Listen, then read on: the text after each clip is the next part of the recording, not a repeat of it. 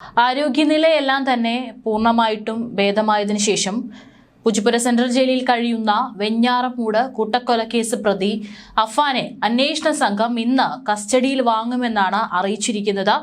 ചൊവ്വാഴ്ചയാണ് medical college ആശുപത്രിയിൽ പ്രത്യേക സെല്ലിൽ ചികിത്സയിൽ കഴിയുന്ന അഫാനെ സെൻട്രൽ ജയിലിലേക്ക് മാറ്റിയത്. അതുവരെ ഒരു കൂട്ടം പോലീസ് ഉദ്യോഗസ്ഥരുടെ നിരീക്ഷണത്തിലായിരുന്നു അഫാൻ ആശുപത്രിയിൽ കഴിയുന്നുണ്ടായിരുന്നത്.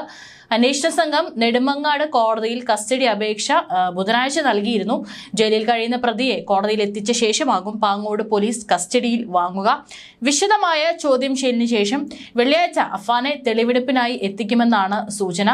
ആദ്യം റിപ്പോർട്ട് ചെയ്ത പാങ്ങോട് കുടുംബ വീട്ടിൽ പിതൃമാതാവ് സൽമ ബീവിയെ കൊലപ്പെടുത്തിയ കേസിലാണ് ആദ്യം അവിടെ സംഭവ സ്ഥലത്ത് എത്തിച്ച് തെളിവെടുപ്പ് നടത്താനായിട്ട് പോലീസ് ഒരുങ്ങുന്നത്.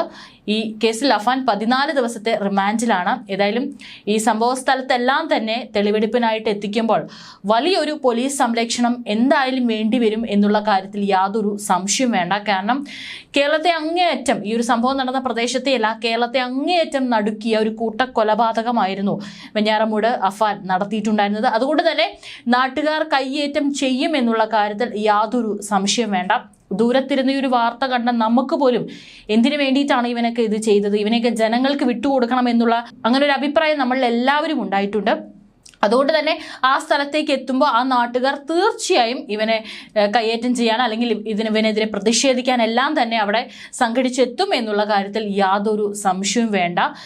5 പേരെയാണ് അതിക്രൂരമായിട്ട്, ഇതുവരെ കാണാത്ത തരത്തിൽ അതിക്രൂരമായിട്ട് ഈ അഫാൻ കൊലപ്പെടുത്തുകയും അതിൻ്റെ യാതൊരു കുറ്റബോധവും ഇല്ലാതെ ഇപ്പോൾ അവൻ ആശുപത്രിയിലും പിന്നീട് ഇപ്പോൾ ജയിലിലുമായിട്ട് അവൻ കഴിയുന്നത്.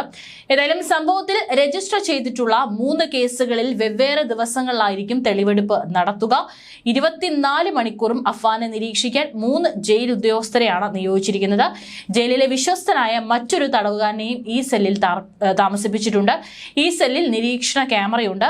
കാരണം ഈ ഒരു ആശുപത്രിയിൽ നിന്ന് ഇങ്ങോട്ടേക്ക് സ്റ്റേഷനിലോട്ട് മാറ്റുന്ന സമയത്ത് താനും ജീവൻ ഒടുക്കുമെന്ന് ജയിലെത്തിയ ശേഷം അഫാൻ ജയിൽ ഉദ്യോഗസ്ഥരോട് പറഞ്ഞിരുന്നു. അത്തരത്തിലൊരു ആത്മഹത്യാ ഭീഷണി അഫാൻ മുഴക്കിയ സ്ഥിതിക്ക് ജയിലിനുള്ളിൽ അഫാൻ അത്തരത്തിൽ എന്തെങ്കിലും ചെയ്യുമോ എന്നുള്ളൊരു കാര്യം കൂടെ പോലീസ് ഉദ്യോഗസ്ഥർക്ക് കൃത്യമായി നിരീക്ഷിക്കേണ്ടിയിരിക്കുന്നു. ഇതേ തുടർന്നാണ് പ്രത്യേക നിരീക്ഷണം ഏർപ്പെടുത്തിയിട്ടുള്ളത്. ഉമ്മ മരിച്ചിട്ടില്ലെന്ന് താൻ അറിയുന്നത് സംഭവത്തിന്റെ 2ാം നാൾ ആശുപത്രിയിൽ വെച്ചാണെന്ന് ഡോക്ടർ പറഞ്ഞപ്പോഴാണെന്ന് അഫാൻ പറഞ്ഞിരുന്നു, ജയിൽ ഉദ്യോഗസ്ഥരോട് പറഞ്ഞിരുന്നു. മാത്രമല്ല ഉമ്മ മരിക്കാത്തതിൽ അവന് ദുഃഖവുമുണ്ടെന്ന് പറഞ്ഞിട്ടുണ്ടായിരുന്നു. കാര്യങ്ങൾ തിരക്കിയ ജയിൽ ഉദ്യോഗസ്ഥരോടാണ് ഇയാൾ മനസ്സ് തുറന്നു എന്നുള്ള റിപ്പോർട്ടുകളായിരുന്നു പുറത്തു ഉണ്ടായിരുന്നത്. ഉമ്മ മരിച്ചുവെന്ന ധാരണയിലാണ് മറ്റുള്ളവരെ എല്ലാം കൊല്ലാൻ തീരുമാനിച്ചത്. പക്ഷേ ഉമ്മ മരിച്ചില്ലെന്ന വിവരം വേദനിപ്പിച്ചു. എനിക്ക് ഏറ്റവും പ്രിയപ്പെട്ടവർ ഉമ്മയും അനുജനും കാമുകിയുമായിരുന്നു. മൃഗീയമായ കൊലപാതകങ്ങളുടെ യാതൊരു പശ്ചാത്താപം ഒന്നുമില്ലാതെയായിരുന്നു അഫാൻ ഈ കാര്യങ്ങളെല്ലാം തന്നെ വിവരിച്ചത്. ഇത്രയും ദിവസമായിട്ടും യാതൊരു കുറ്റബോധം ഒന്നും തന്നെ പോലീസ് ഉദ്യോഗസ്ഥരോട് അല്ലെങ്കിൽ തന്നെ പരിശോധിക്കാൻ വന്ന മാനസികാരോഗ്യ വിദഗ്ധരോടൊന്നും തന്നെ അഫാൻ പറഞ്ഞിട്ടില്ല. പക്ഷേ അഫാൻ യാതൊരു തരത്തിലുള്ള മാനസിക പ്രശ്നങ്ങളില്ലെന്ന് ഈ മാനസികാരോഗ്യ വിദഗ്ധരടക്കം റിപ്പോർട്ട് സമർപ്പിച്ചിട്ടുണ്ട്. തെളിവെടുപ്പ് നടത്തുമ്പോൾ എടുക്കുന്ന കനത്ത സുരക്ഷയുമായി ബന്ധപ്പെട്ട് ആറ്റിങ്ങൽ ഡിവൈഎസ്പിയുടെ നേതൃത്വത്തിൽ 3 പോലീസ് സ്റ്റേഷനിലെ അന്വേഷണ ഉദ്യോഗസ്ഥരുമായി യോഗം ചേർന്നിട്ടുണ്ട്.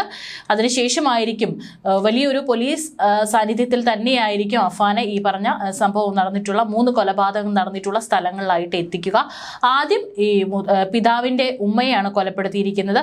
അപ്പോൾ അതാണ് ആദ്യം റിപ്പോർട്ട് ചെയ്യപ്പെട്ടിരിക്കുന്നത്. അതുകൊണ്ട് അവിടെയായിരിക്കും ആദ്യം തെളിവെടുപ്പിനായിട്ട് എത്തിക്കുക എന്നുള്ള റിപ്പോർട്ടുകളാണ് പുറത്തു വരുന്നത്.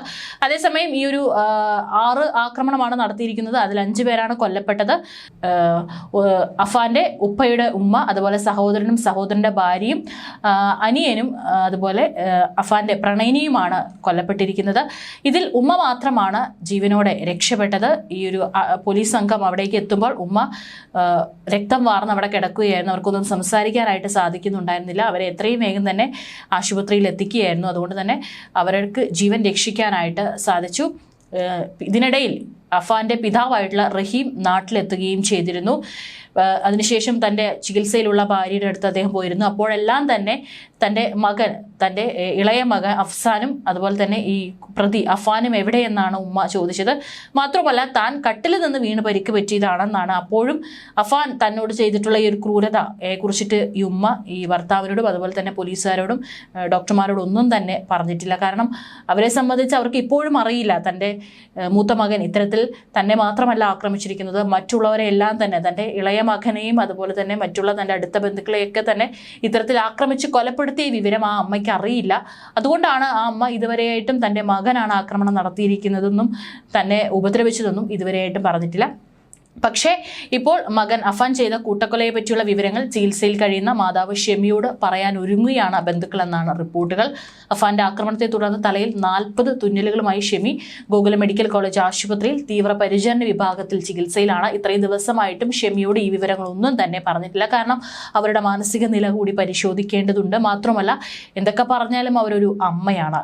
ഷെമിയുടെ ആരോഗ്യസ്ഥിതിയിൽ മാറ്റം വന്നതോടെയാണ് കൊലപാതക വിവരങ്ങൾ പറയാമെന്ന് ബന്ധുക്കൾ തീരുമാനിച്ചത്. കാരണം ഇത് അധികകാലം മറച്ചു വെക്കാനും സാധിക്കില്ല.